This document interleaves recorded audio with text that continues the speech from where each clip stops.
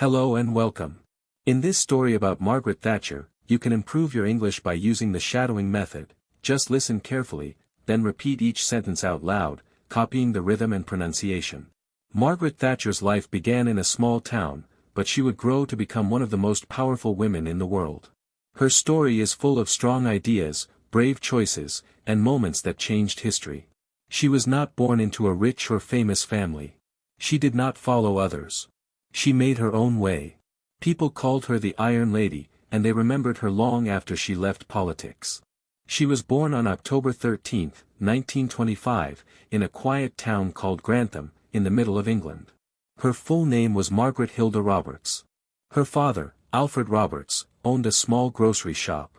He also worked as a local politician and spoke often about right and wrong, duty, and hard work. Margaret listened carefully. She helped in the shop and watched her father speak at town meetings. She learned that words could be powerful, and that ideas mattered. As a young girl, Margaret was not interested in parties or dresses. She loved books and science. At school, she worked hard. She wanted to understand the world. She once said that she hated wasting time. Every moment should be used for learning or doing something useful. When she was old enough, Margaret went to Oxford University. There, she studied chemistry. In those days, there were not many women at the university. Fewer still studied science. But Margaret did not care. She believed she could do anything if she worked hard enough. She did not always agree with her professors or her classmates. She was not afraid to say what she thought. This would be true for the rest of her life. While at university, something important happened. Margaret became very interested in politics. She joined the Conservative Party. This party believed in strong business, low taxes, and less control by the government. These ideas made sense to her. She thought people should take care of themselves and not wait for the state to do everything for them. After university, she worked as a chemist for a short time. But she could not stop thinking about politics. She wanted to do more. She wanted to change things.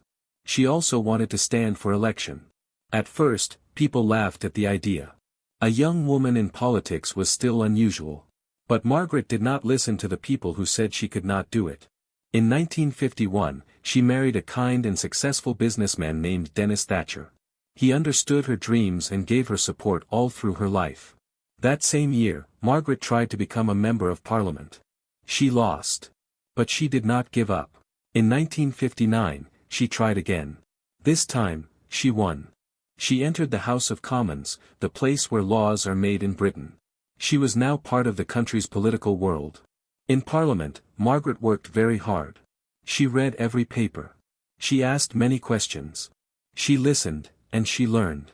She also became a mother to 2 children, Carol and Mark. Life was busy, but she stayed focused. She wanted to make a difference. In 1970, the Conservative Party came to power. Margaret was given a big job. She became the Secretary of State for Education. It was her first position in government. Right away, she made a decision that caused a lot of debate. She stopped free milk for schoolchildren over 7 years old. People were angry. They shouted, "Thatcher, Thatcher, milk snatcher." She did not enjoy the name. But she stood by her choice. She said money was tight and changes had to be made. Later, she would say that hard decisions are part of leadership. Even after this storm, she kept moving forward. The 1970s in Britain were a difficult time. The country had many problems. Workers were on strike. Prices were going up. Power cuts left homes in darkness. People were tired and afraid. The government looked weak. Margaret believed it was time for strong action and clear ideas. In 1975, she surprised the world. She stood for leader of the Conservative Party. No one expected her to win. She was not from a rich background. She was not part of the Bold Boys Club. But she believed in herself, and many others did too. She won. She became the first woman to lead a major political party in Britain. She now had a new goal, to become Prime Minister. And she would do it in just 4 years. Britain was ready for change, and Margaret Thatcher was ready to lead. Her voice was clear. Her plans were strong. Her eyes were set on the future. But the road ahead would be full of danger, drama, and decisions that would shake the country, and the world. Margaret Thatcher was now the leader of the Conservative Party. But that was not the end of her journey. It was only the beginning. She wanted more. She wanted to be Prime Minister of the United Kingdom. No woman had ever done this before. But Margaret did not think about that. She thought about the problems in the country and how she could fix them. The 1970s were difficult years for Britain. The economy was weak. Inflation was high. That means prices were going up very fast. People were losing money. Factories were closing. Workers went on strike. Trains stopped. Lights went out. Trash filled the streets. The country felt broken. Many people said Britain was no longer great. Margaret had a strong voice and a clear message. She said, "We must change. We must be strong again." She believed that the government should not try to control everything. She wanted to give power back to businesses and people. She promised to fight inflation, support private companies, and reduce the power of trade unions. Not everyone agreed with her. Some people thought she was too cold, too strict, too hard. But others liked her strength. They said, "She knows what she wants. She doesn't back down." In 1979, the country was ready to choose a new leader. There was a general election. Margaret worked day and night. She gave speeches. She talked to workers. She visited factories. Her message was simple: we can do better. The election was held in May 1979. When the results came in, the Conservatives had won. Margaret Thatcher had done it. She became the first woman Prime Minister of the United Kingdom. She walked into 10 Downing Street, the home of the Prime Minister, with a calm face but a burning heart. She said a short prayer from St. Francis: "Where there is doubt, may we bring faith. Where there is despair, may we bring hope." And then, she went to work. Her early years as Prime Minister were very hard. The country was still in crisis. Unemployment went up. Many people were angry. Some said she was destroying lives. But Margaret believed in her plan. She said, "The medicine is bitter, but the patient must take it to get well." She began to sell government companies. She cut government spending. She changed the rules for trade unions. She believed workers should not stop the country by going on strike too often. These moves caused protests. Sometimes there were riots in the streets. But Margaret did not turn back. She once said, "You turn if you want to. The lady's not for turning." That sentence became famous. Then, in 1982, something happened that changed everything. A small group of islands in the South Atlantic Ocean was attacked. These islands were called the Falkland Islands. They were British. But Argentina said they belonged to them. Argentina sent soldiers and took the islands. Many people thought Britain would do nothing. After all, the islands were far away, and the country had many problems at home. But Margaret made a bold decision. She sent the navy. She sent soldiers. She said, "Those islands are British, and we will take them back." The war lasted 10 weeks. British ships were hit. British soldiers died. But in the end, Britain won. The Falklands were free again. The country cheered. Margaret Thatcher was seen as a strong leader. Many people who had doubted her now respected her. The next year, in 1983, there was another election. This time, Margaret won a big victory. People trusted her. The economy was beginning to recover. She said her ideas were working. She felt more powerful than ever. But her battles were not over. Inside Britain, the coal miners were angry. They believed she wanted to destroy their jobs.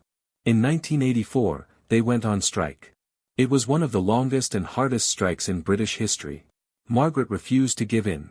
She said the country could not be held hostage by one group. The strike lasted a whole year.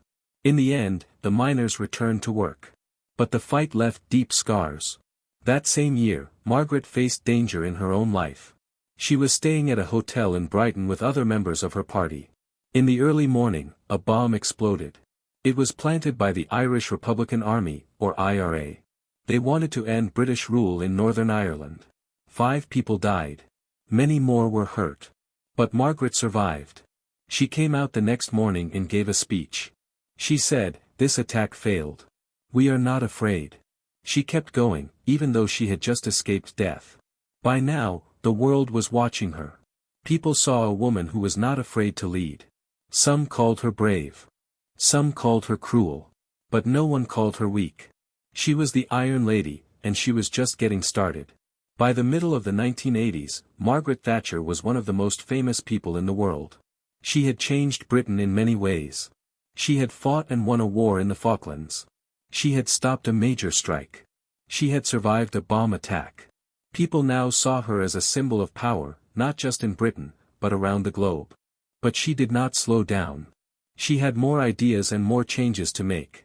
In 1986, she made another bold move. She wanted to change how local governments collected money. Before, people paid based on the value of their house. Margaret thought this was unfair. She introduced something called the community charge.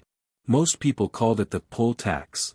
Under this new rule, every adult had to pay the same amount of tax, no matter if they were rich or poor. This new tax caused great anger. Many people thought it was deeply unfair. Poor families would pay the same as rich ones. Protests began across the country. People refused to pay. Marches turned violent. In 1990, there was a huge riot in central London. Shops were broken. Fires were started. It was chaos. Even some members of Margaret's own party began to worry. They still respected her, but they also feared she was no longer listening. They said she was becoming too stubborn, too sure she was always right. At the same time, something big was happening in the world. The Cold War was ending. For many years, the world had been divided between the West, led by the United States, and the East, led by the Soviet Union. Margaret had always been strong against communism. She believed in freedom and capitalism. She worked closely with U.S. President Ronald Reagan. The two leaders were good friends. They trusted each other. People called them the power couple of the West. But now, things were changing. A new leader had come to power in the Soviet Union. His name was Mikhail Gorbachev. Margaret met him and said, "I like Mr. Gorbachev. We can do business together." That sentence surprised people. It showed that even the Iron Lady could be open to new ideas. She supported Gorbachev's reforms. She helped improve relations between East and West. She played a part in ending the Cold War. That was one of her great global successes. But at home, trouble was growing. In 1987, she won a third general election. No one else in the 20th century had done that as Prime Minister in Britain. It was a great victory. But behind the scenes, people were whispering. The poll tax was a problem. Her leadership style was a problem. She didn't listen to others. She didn't like to change her mind. Ministers began to leave. Some of her closest allies turned against her. Then, in 1990, something shocking happened. A man named Michael Heseltine, a senior member of her own party, challenged her for leadership. He said the party needed new energy and a new voice.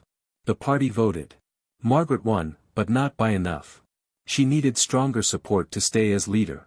Her colleagues told her it was time to go. At first, she refused. She cried. She was angry. She had led them to victory 3 times. She had changed the country. But now, they were turning their backs on her. She felt betrayed.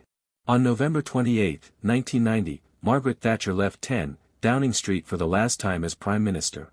She wore a red coat. Her husband Dennis was by her side. As her car drove away, tears ran down her face. She later said it was the saddest day of her life. She was no longer Prime Minister, but she did not disappear. She stayed in Parliament for 2 more years. She gave speeches. She traveled the world.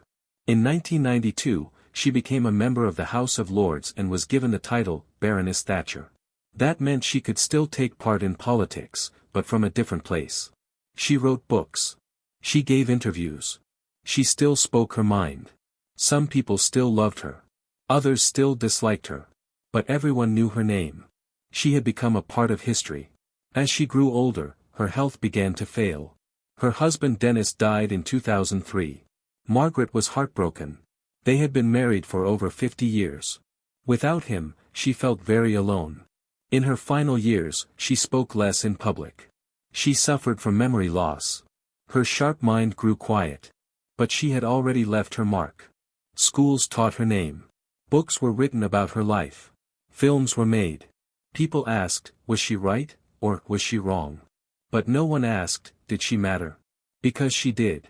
On April 8, 2013, Margaret Thatcher died at the age of 87. She had a grand funeral at St. Paul's Cathedral in London. Soldiers carried her coffin.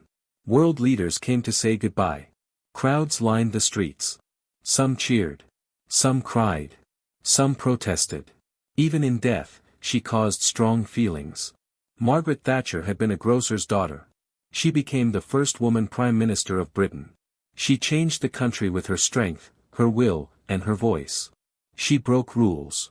She made enemies. But she never gave up. And she never forgot who she was. She once said, "Watch your thoughts, for they become words. Watch your words, for they become actions." Her life was full of strong thoughts, strong words, and powerful actions. Whether people loved her or hated her, they remembered her. Margaret Thatcher was gone, but her shadow remained. People kept talking about her. In schools, in newspapers, on the radio, and in homes, her name still brought strong feelings. Some saw her as a hero who saved Britain from collapse. Others saw her as a leader who hurt the poor and helped only the rich. But no one could forget her. Why did she cause such strong emotions? It was because she changed things. She was not afraid to break rules. She did not lead like the prime ministers before her. She did not try to please everyone. She believed in her ideas, and she followed them with all her strength. Right or wrong, she was never weak. Even after her death in 2013, the country felt her influence. Many of the things she started, privatization of state companies, limits on trade unions, the belief in free markets, remained part of British life. Other leaders, even from the opposite political side, kept some of her ideas. They could not ignore her. She had changed the way people thought about politics and power. But she had also changed something else. She changed what people believed a woman could do. Before Margaret Thatcher, no woman had led Britain. Many people thought politics was not for women. It was hard, rough, full of shouting and strong men. But Margaret entered that world and beat them all. She did not shout. She did not try to act like a man. She simply stood her ground.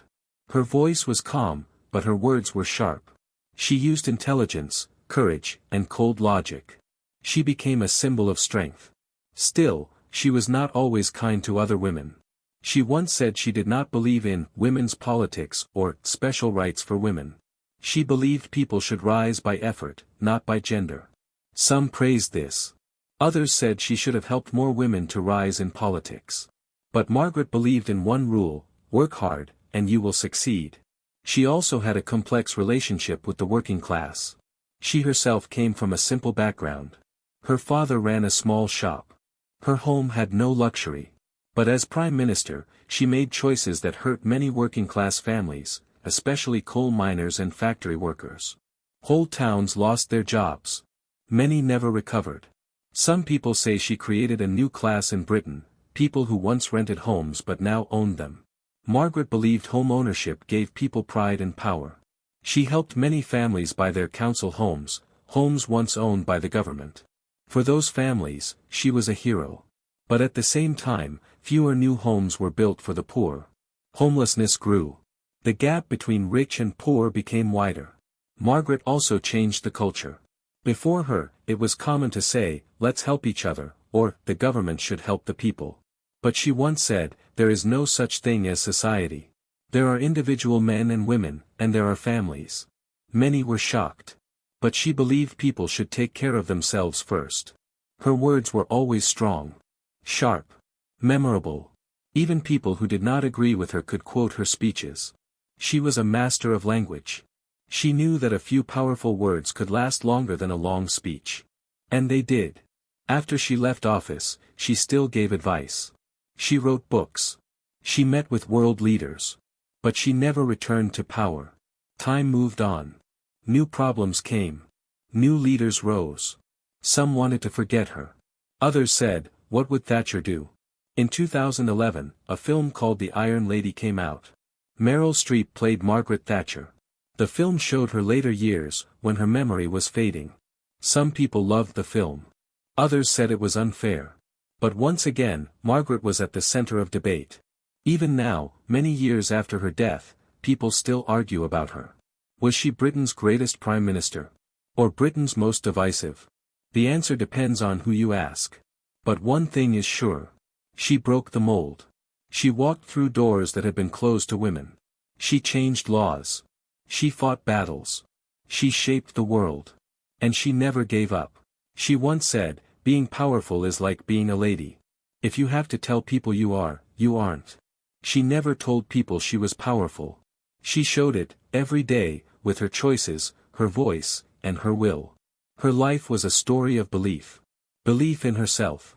Belief in ideas. Belief in action.